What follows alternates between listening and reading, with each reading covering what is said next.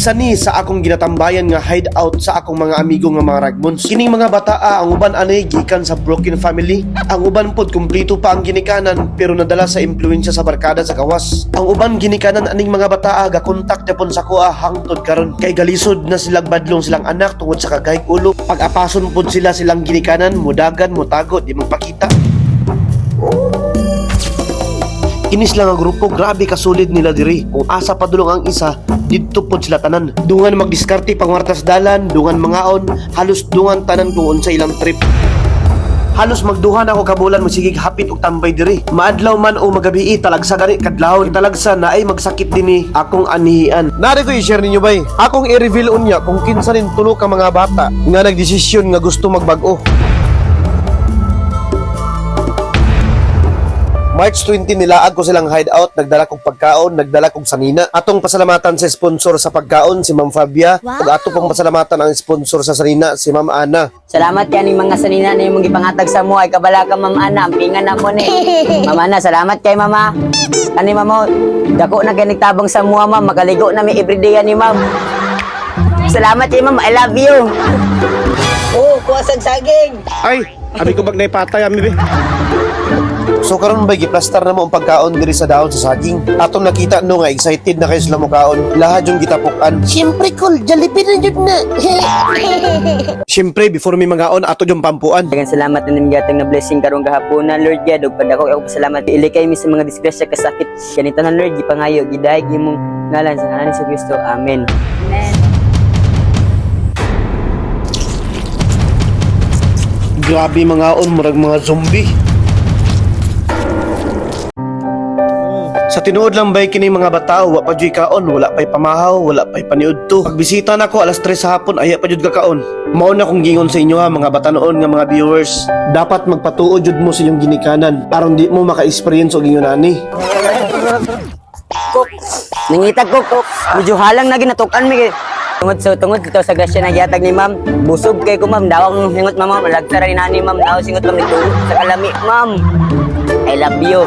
Ay sige pala bigdagan ba kay may appendix gani ka, ma-hospital ka, Jollibee mong kamatian. Pag humana mo og pangaon bay, ako nang gipanghatag ang mga sayina nga gikan kang Ma'am Ana. Salamat jugayo Ma'am Ana sa imong gihatag ang mga sayina para sa mga bata. Unya kini nga mga sayina bay mga branded pagyud. Kana ko pumakol, ako nang pumakol. Abi na pumakol. Nakadawat tataran. Oh, nakadawat na tanan ni Batoy. Si Akol Batoy nalay wala na dawatan. Sa tinuod lang jud bay naibog kayo ko kay mga branded manggod. Grabe bay halos sila tanan diri paldo jud sa sanina ang gihatag ni Ma'am Ana. Kasunod na sa itlog ni Bukloy Kor. Sanoy! Gunsa na nimo? Mamana, salamat kasi mong blessings ni mo yatag mamana na hugaw kay ko mamana sunod vlog ni Mama Ana. Wapo na kay mi. Pag humana mong pangaon, pag humana mong panghatag og sanina, dinhi na pud ta silang sports lawasay lang. Lawasay. Grabe kayo sila kalingon sa boxing pero kadyot ra kayo ni. Kay basin unyag ba disgrasya ba? Sa mga ginikanan bitaw ani mga bataa. Ma'am, sir, malihog jud ko sa inyo ha. Nga kini inyo mga bata, ma'am, mintra sayo pa kuwaa jud ninyo dinhi. Kay grabe ni mga bataa marag mga wakwak, grabe mga ambak. Basin unya og madisgrasya ba? Pero kablo mo ba nag-promise na sila sa kuha nga dili na nila buhaton ang pagpangambak diha. Kay sa tinuod lang nagreklamo na jud ang tag-iya sa sakyanan. Karon bay atong hisgutan ni nagbag-o og kani nagpabago-bago. Ang una kini si Clifford ni siya nga bata gatambay siya dinhi pero dili na jud siya kasimhot. Og bola na pud kapin karon nga wala na nako siya nakita. Kining ikaduha bay mo ni si Tonton. Isa sa mga paborito nako dinhi. Sige pod mig uban ani niya. Kablo mo bay bisag wala ko guys good about pagbag-o. Tingala jud ko pag naana ko sa balay miingon jud siya sa kuha nga call gusto jud ko magbag-o. Gusto jud ko mahuman og eskwela call tabangi ko. Pero kablo mo bay akong ginaingon lang siya. Buhata ayog dagag istorya. Nakurat ko siya atong last week magsige siya update sa kuha nga naa siya sa simbahan. Nag-apil do kuno siya sa programa sa Born Again. Kining ginatawag nila nga Encounter God. Na sa mga 3 days man siguro ilang training. Siya ra jud nahibalo siyang kagalingon kung nabag-o ba siya or wala.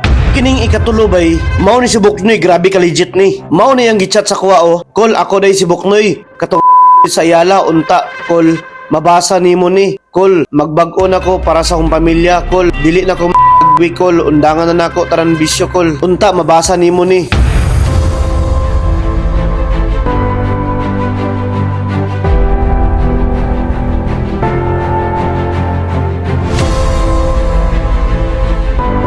Bisa kung saan mga nanay? ka di ganang kayo na Kabalo mo bay, kani nga time, gikan pa si Buknoy dito sa bukid. Ninaog lang siya kay gimingaw na siya sa iyang pamilya. Diya jud na ako nakita iya pagkasinsiro nga magbag-o. Kaya nagpabukid jud siya para malayo lang sa barkada. Gusto niya i-prove siyang mamagpapa nga magbag-o na jud siya. Maong nangayo po sig tabang sa kuha. Maong wala ko nagduha-duha og suporta siya ha. Nalipay po si Buknoy sa iya ang pagbag-o karon kay gisuportahan siya sa iyang papa. Gitagaan sa cellphone. Ug ako po siyang gisaran nga next month palito namo ni iyang gipampili kay excited na po siya mo eskwela. Unta noy magpadayon kasi mong pagbag-o. Imuha jud ang pagpili noy. Kini sa Buknoy iya ang pamilya wala jud nagkulang sa iya. Pero nakita jud ako siya nga siya impluwensya jud sa barkada. Nabantayan ako ani ni Buknoy ba. Kini siya nga bata bay bright ni.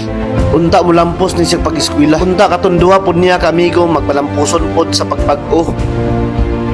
Gikan sa dalan nga walay direksyon ngadto sa kinabuhi nga naay paglaom. Dili lalim ang ilang giyagian pero kining tulo ka mga ragmons nagpili imbiyaan ang bisyo ug sugdan ang pagbag-ong kaugmaon. Unta magpadayon.